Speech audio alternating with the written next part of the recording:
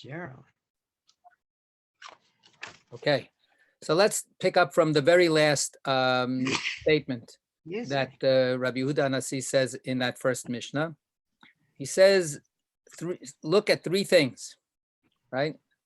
And we had our standard breakdown between a whole bunch of pretty much identical translations on one side and Rabbi Shapiro's translation on the other.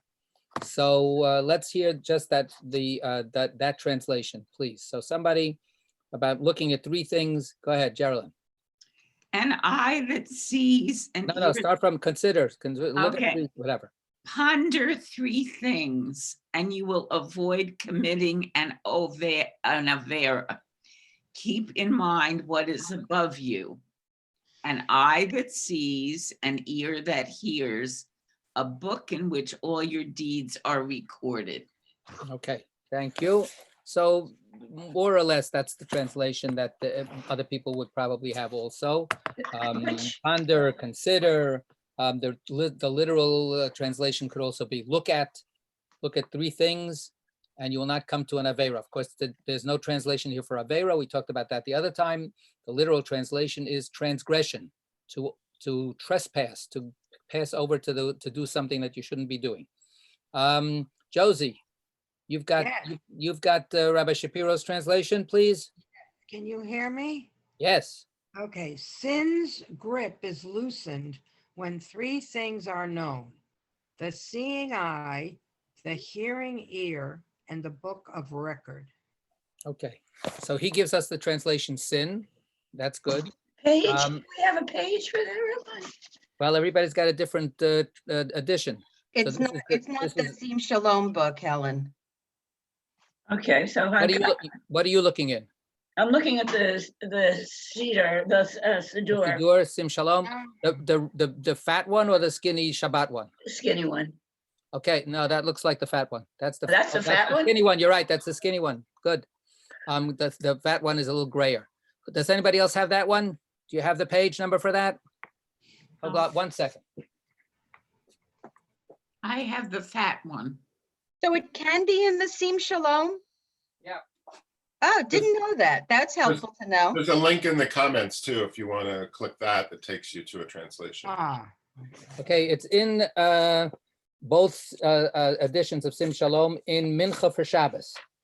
After the regular service, then the afternoon service for Shabbat, then Pirkei Avot is found. So I didn't take out the big fat one, but in the Slim Shalom, we're on page 260.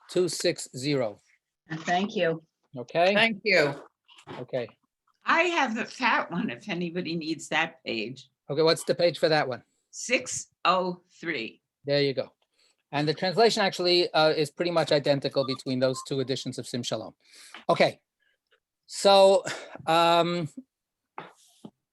what's his message? One way or the other, what's his message? There's a slight difference in the way Rabbi Shapiro says the grip of sin is loosened.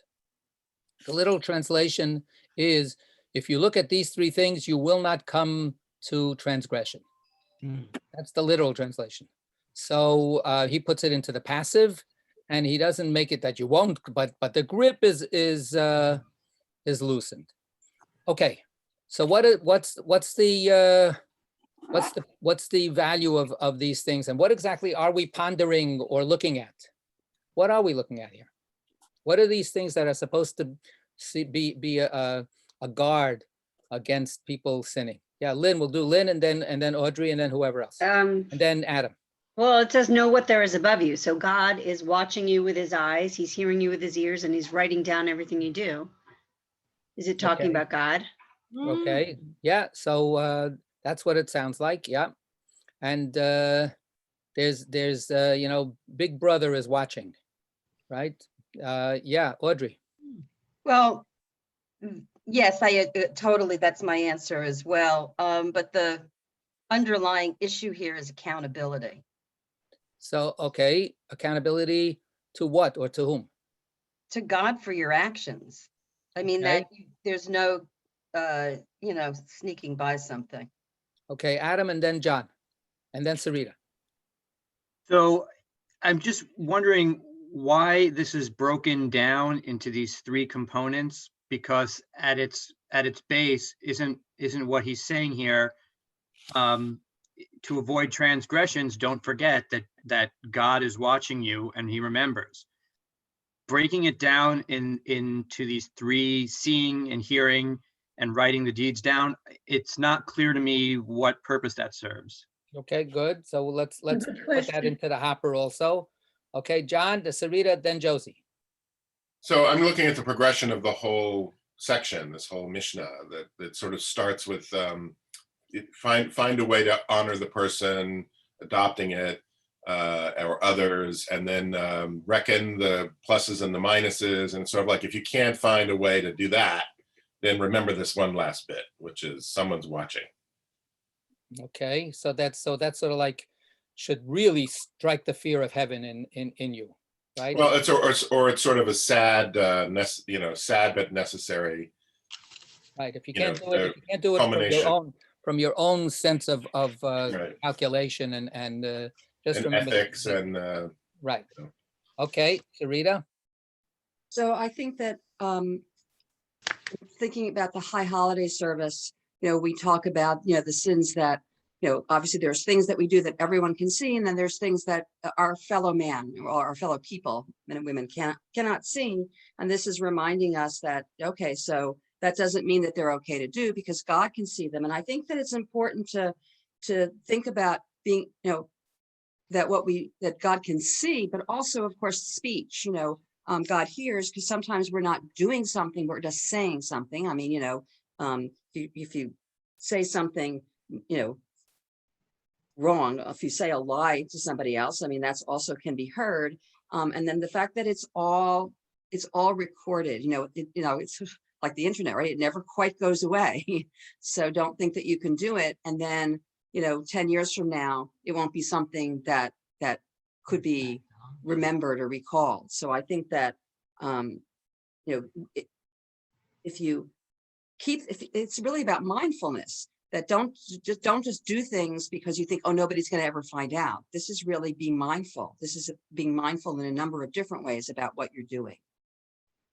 So, okay, we'll come back to all of this. This is all good. Yeah, Josie, you wanted to say I something. saw it as what you are supposed to do, not what God is doing, that you see what's going on in the world and your life. You hear what others are saying and doing, and then it's God's job to put it in the book of records. Well, what do you do with the phrase at the beginning where it says, know what is above you? Well, I have the seeing eye. That's what's above you, right? Look right before that seeing eye. What is the phrase right before that? Sin's grip is loosened when three things are known: Go ahead, keep going. the seeing eye. the Oh, hearing- interesting. So look at that. So that's the one thing I didn't register that. So that's where Rabbi Shapiro cuts to the chase, because he doesn't believe that it's God. Yeah. Right? I read And it. I would venture to say that most people we know, I don't want to speak for anybody here on this screen in front of me, that you can speak for yourselves, but most people don't think that there's a God up there that actually is watching, and that is God up there that's actually looking and seeing and listening and writing things down. That's a baby image of God, a lot of people think. So when Rabbi says that,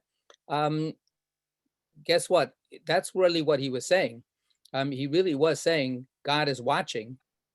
But if you don't believe in a personal God that can watch or hear, Sarita was trying to answer Adam's point, that it's not just what you do, but also the kinds of things that you're saying and whispering and so on. If you don't believe in that kind of a personal God, then what does it turn out to be? So I think Sarita's term mindfulness is a kind of a very current term that tries to keep the spiritual validity of the message, but doesn't want to get into thinking about God in personal terms. Yeah, John. so working on this progression thing again, I'm not sure about it being well, if the first one is about interactions with people and it's public, right? the first part of the Mishnah. The second part is sort of, weigh the pluses and minuses, could be looked at as self-interest, right? What's in it for me? What's not in it for me? And then the third one is, to me, could even be, even if you don't know you're sinning, even if it's totally secret, you're not telling anybody, maybe you're not even aware, it's still being recorded. Like it's the final, there's no secrets. Recorded how? What's the mechanism for recording? God sees it. So God, okay, so that's what I'm saying. So that's the God part that not that many people who consider themselves modern people, Jews especially, buy into anymore. Yeah, we'll go. Helen, did you want to say something? And then Audrey. Muted. You have to unmute, Helen. Okay. Okay, can you hear me now? Yes. Sorry to say about in 10 years, it'll come back to haunt you. But my question is, people change in 10 years. And in 10 years, you might not even consider doing what was offensive. So I wonder about that. Okay, so that comes back, I think, to who's doing the reckoning, who's doing the recording.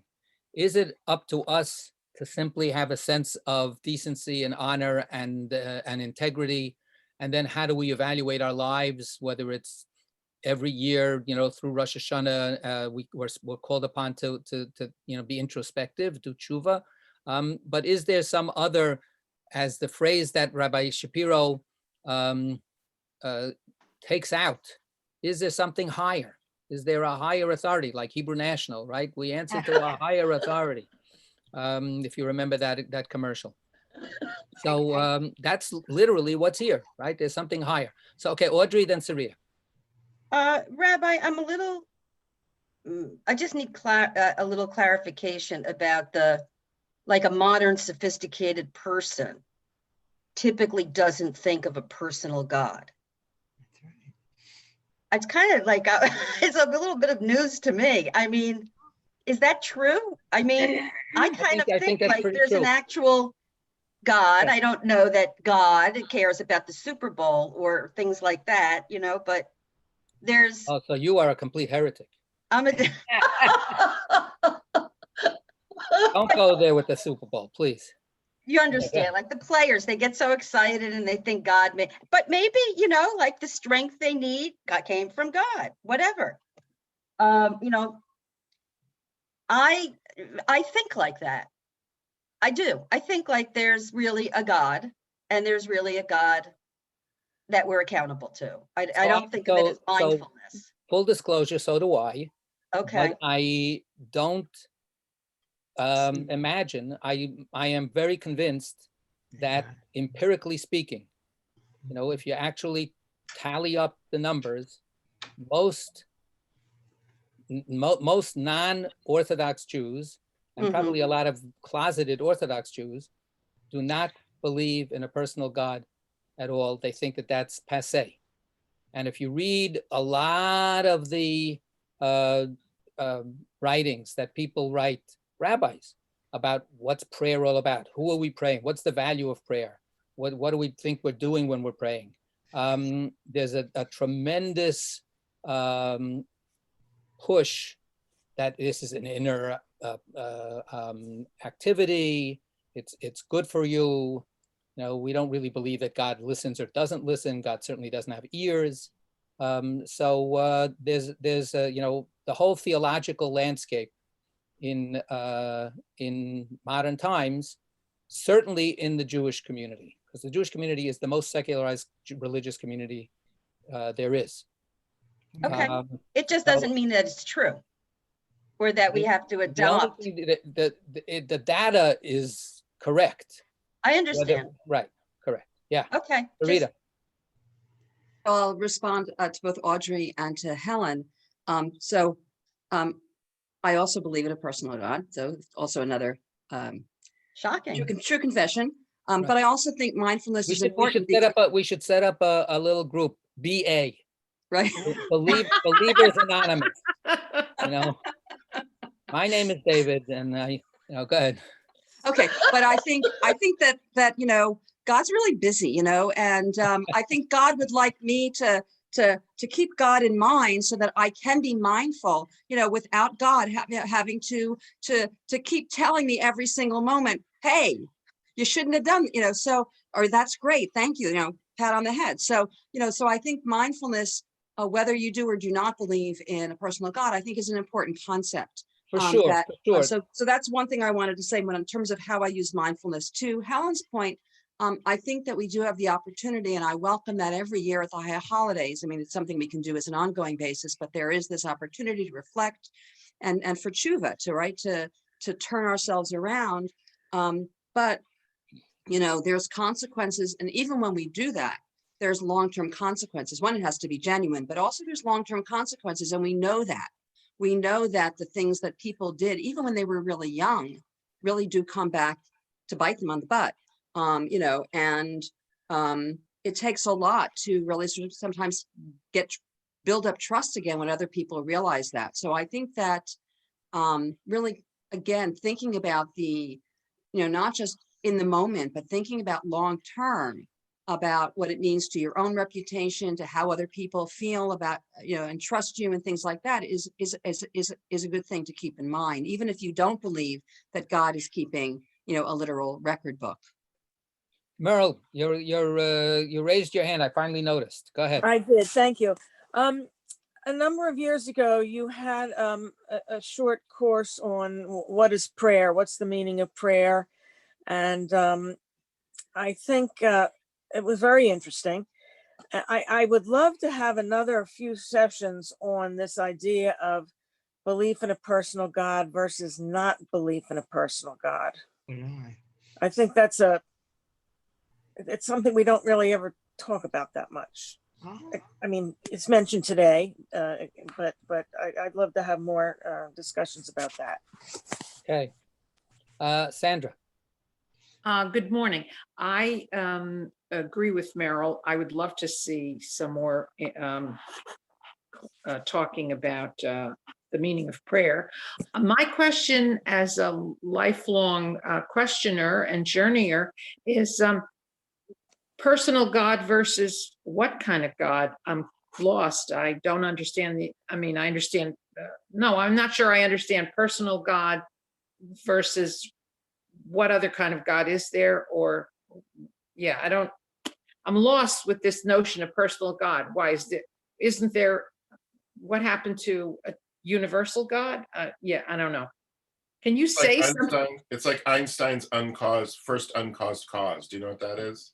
No. Einstein didn't believe in a personal God. He didn't think that the God knew who Sandra was or who John was or who Rabbi Greenstein was. But there was a God, but it was the first uncaused He never cause. touched the Super Bowl. He never. So his idea was that, those passes, those runs, if there's a God, there's God there. All right. John, go ahead. But his idea was that God created everything in motion, and then that's it. That the laws of the universe, the Torah, the laws that are in physics are the laws, and everything operates as part of God, and that's it. There's nobody listening. There's nobody doing anything. So that's where that idea, or not. There's many places where those ideas come from. But before we get to, I'm sorry. Thank you, John. Before we get to Lynn and Helen, I just want to clarify. The distinction is not between a personal God and a universal God. Okay. The word, at least the way it's usually universal, means applying to the universe, applying to everyone. So everyone, a personal God could be a personal God for the entire universe. The question is, how do we conceive of God per se? Is God a being that you can identify as being a persona, so to speak? Or one possible idea is what John was saying about Einstein. It's this abstract principle of existence, bringing things into existence, and so on. And there were kinds of other ideas. It's a big, huge, gigantic, theological discussion. Lynn.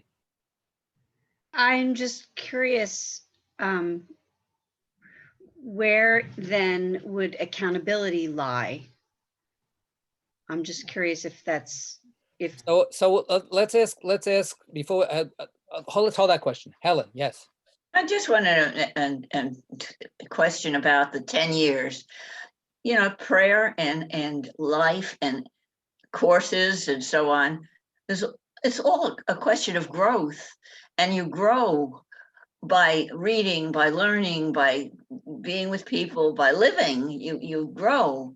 So by saying that you don't change, you cannot change in 10 years what you did before 10 years ago, is like saying, Well, I'll give you a simple example. I'll give you a simple example. Let's take a person who really genuinely grows. Let's take a hard example. People who are convicted of terrible crimes, right? All Let's right. say, even God forbid, they've killed somebody. Oh, God forbid, yeah. Okay, but they did. They killed somebody.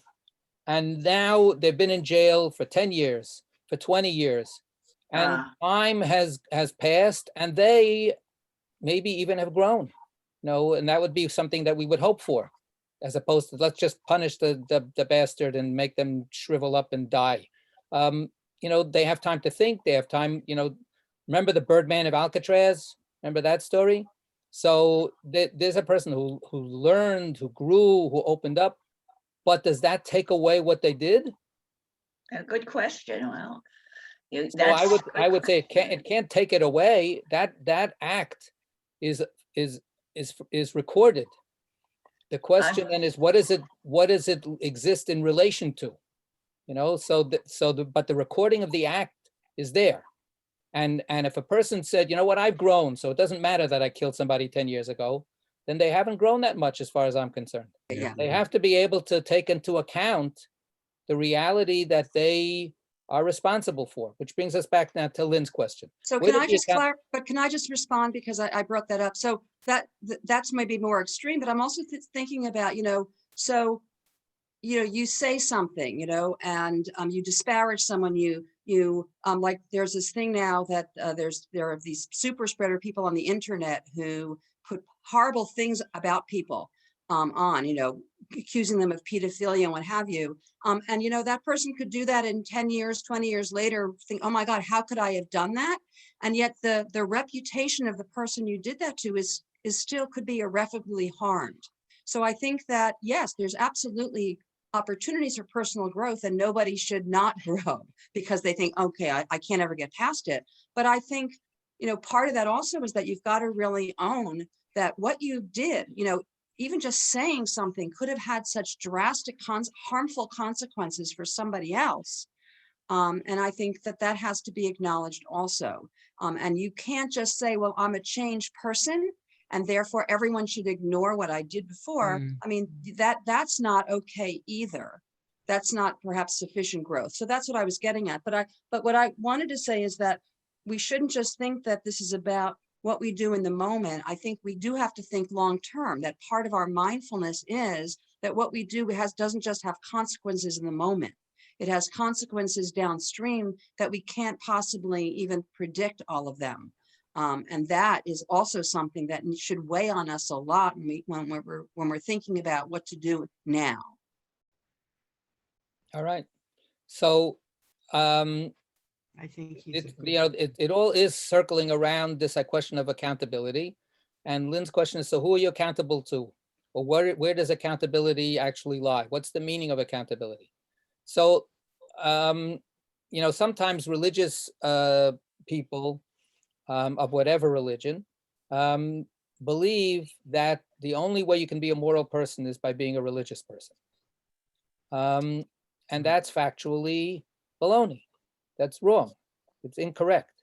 There are many, many atheists, secular people who are tremendously moral people, who have a real sense of responsibility, who have a real sense of what's right and what's wrong, of high standards that they have to live up to, that there's something above them personally, and yet they don't identify it with a deity. They don't identify it with a religious system per se.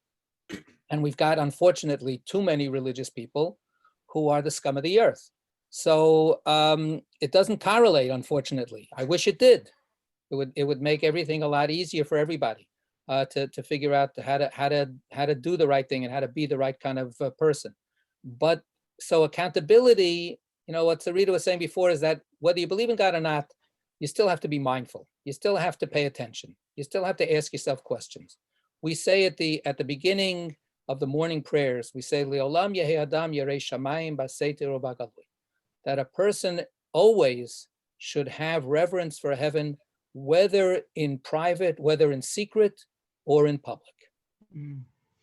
Even in secret, you have to just account to yourself. What am I? What am I doing? What am I really believing in? So if a person does embrace a faith in God, then of course that creator is someone that we have to answer to. But of course, we also have to answer to ourselves. We have to answer to people that are close to us. We have to answer to society. I'm going to editorialize a little bit. I was thinking about it this morning. I'll take an extra couple of seconds to do this. So I just saw an article in the Times this morning that the Republican Party in many, many places has now introduced over 100 bills to try to pass to make voter suppression more successful. So actually, I'm going to be talking about that in a couple of months. But why? Because they don't want everybody to vote because they, for whatever. That is not happening now. So I want to go back to this business about 10 years ago. People sometimes like to make themselves feel better and say, I was a lifelong Republican, but I can't be a Republican anymore because this is like over the top. Guess what? This has been the Republican strategy for 50 years.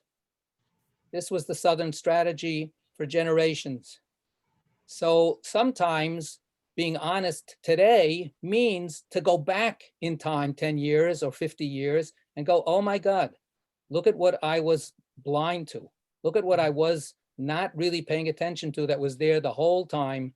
And only now do I finally see how awful it is, right? So it's not just simply growing and therefore transcending something that happened in the past. Sometimes it's actually owning stuff that you let go and let be that caused real damage to millions of people.